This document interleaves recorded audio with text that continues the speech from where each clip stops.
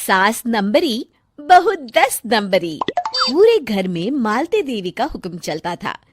अपनी बड़ी बहू को वो टीवी के रिमोट की तरह कंट्रोल करती थी। चलो, देर हो रही है। 12 बजे से पहले लड़की वालों के यहाँ पहुंचना है। हाँ हाँ, चलती हूँ।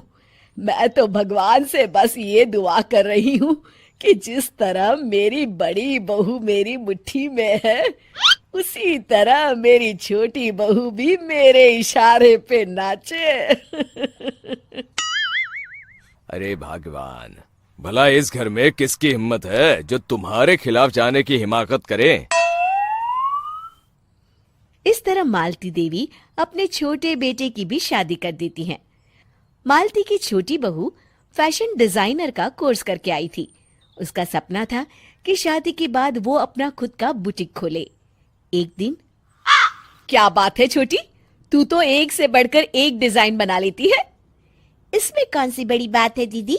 आप चाहे तो मैं आपको भी सिखा सकती हूँ। हाँ, फिर हम दोनों मिलकर एक बुटीक खोल लेंगे।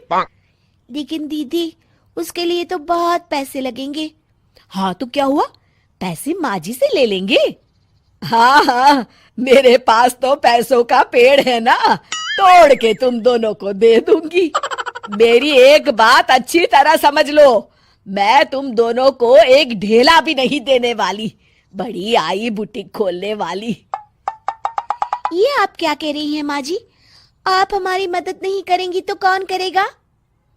अरे अगर बुटीक खोलने का इतना ही शौक है तो अपने माँ बाप से पैसे क्यों नहीं मांग लेती? मेरे पैसों पर क्यों आंख गड़ाए बैठी हो तुम दोनों? इस तरह अपने इरादे स्पष्ट करके मालती देवी वहां से चली जाती है। अरे ये क्या दीदी, माँ जी तो साफ मुकर गई। अब हम क्या करेंगे? तू चिंता मत कर, बुटीक तो खुल के ही रहेगा। कहते हैं कि घी जब सीधी उंगली से नहीं निकलता तो उसे उंगली टेढ़ी करके निकालना चाहिए। माँ जी अपने आप को समझती क्या है? पूरी सोसाइटी जानती है कि माँ जी ने अपनी सास को घर से निकालकर उनकी दौलत पर कब्जा कर लिया है। हाँ दीदी, अब तो जैसे को तैसा करना पड़ेगा। फिर दोनों बहुएं मिलकर एक साजिश रचती हैं। एक दिन, अरे नालायक, जरा ठीक तरह से पैर दबा, बिल्कुल मजा नहीं आ रहा। खाने पीने में तो कोई कसर नहीं छोड़ती। तभी वहां बड़ी बहू हाथ में एक फॉर्म लेकर आती है। माँ जी, आपके लिए एक खुशखबरी है।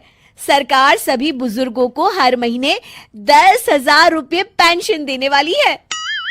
अरे ये क्या कह रही है तू? क्या सच में मुझे हर महीने घर बैठे 10,000 रुपये मिलेंगे? हाँ माँ जी, दीदी सच कह रही है। कल टीवी न्यूज में इस बारे में बता रहे थे। बस आप ये फॉर्म पढ़ के इसे भर दीजिए और अपने दस्तखत कर दीजिए। मैं इन्हें ले जाकर जमा करवा देती हूँ। अरे नालायक, बड़ी कामचोर है तू। इस बुढ़ापे में कहा तुम मुझसे फार्म भरवा रही है, खुद ही भर ले। मैं दस्तखत कर देती हूँ। ठीक है माँ जी।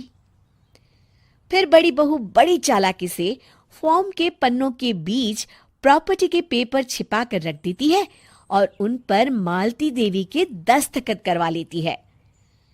कुछ दिनों के बाद मालती देवी अपने पति के साथ 2 दिनों के लिए अपने एक रिश्तेदार के यहाँ जाती है। दूसरी तरफ दोनों बहुएं पूरे घर पर अपना कब्जा कर लेती हैं। मालती देवी जब अपने रिश्तेदार के यहाँ से लौटती हैं, तब अपने कमरे में ताला लगा देख आग बबूला हो जाती है। अरे नालायको, मेरे कमरे में इतना बड़ा ताला किसने लगाया है? माँ जी, ये कमरा तो मैंने अपने बेटे रोहन को दे दिया है और आज से आप बाहर कोने में जो छोटा कमरा बना है ना, वहां रहेंगी। अच्छा, मैं उस सड़ेले कमरे में रहूंगी है? तेरी ये कहने की हिम्मत भी कैसे हुई? और मेरी इजाजत के बिना मेरा कमरा देने वाली तू होती कौन है? लगता है तू भूल गई, इस घर की मालकिन मैं हूं। तभी वहां छोटी बहू आती है। अरे माँ जी, आप इस घर की मालकिन नहीं है। अब इस घर की नई मालकिन हम दोनों बहुएं हैं। ये देखिए, इन प्रॉपर्टी के पेपर पर आप ही के दस्तखत है। अरे भाग्यवान, ये तुमने क्या कर दिया?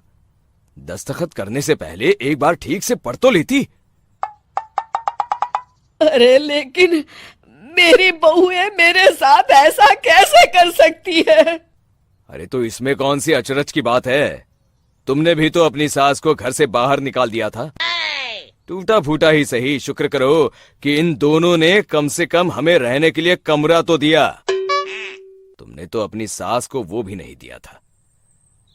आज समझ में आया, जैसी करनी वैसी भरनी।